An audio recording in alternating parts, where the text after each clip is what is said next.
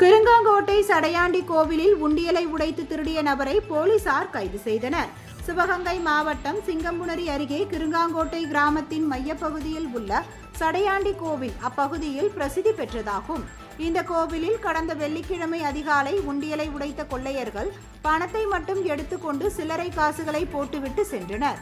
காலையில் உண்டியல் திறந்து கிடப்பதை பார்த்து அதிர்ச்சியடைந்து தகவல் கிடைத்ததும் சம்பவ இடத்திற்கு வந்த சிங்கம்புணரி போலீசார் அந்த பகுதியில் இருந்த கண்காணிப்பு கேமராக்களை ஆய்வு செய்தபோது நள்ளிரவு 2 நபர்கள் இருசக்கர வாகனத்தில் வந்து உண்டியலை உடைத்து பணத்தை திருடி சென்றது தெரியவந்தது. இந்நிலையில் நேற்று மாலை அரசினாம்பட்டி பிரிவு சாலை அருகே வாகன தணிக்கையில் ஈடுபட்டிருந்த போலீசார் அந்த வழியாக இருசக்கர வாகனத்தில் வந்த ஒருவரை சந்தேகத்தின் பேரில் பிடித்து விசாரணை நடத்தினர். அப்பொழுது சடையாண்டி கோவிலில் கொள்ளை சம்பவத்தில் ஈடுபட்ட காலாப்பூரை சேர்ந்த பாஸ்கரன் மகன் கருணாநிதி என்பது தெரியவந்தது. இதையடுத்து கொள்ளையனை கைது செய்த போலீசார் திருடிய பணத்தில் மீதமிருந்த 5000 ரூபாய் பணத்தையும் கொள்ளைக்கு பயன்படுத்திய இருசக்கர வாகனத்தையும் பறிமுதல் செய்தனர். மேலும் கொள்ளை சம்பவத்தில் ஈடுபட்ட மற்றொரு நபரை போலீசார் தேடி வருகின்றனர்.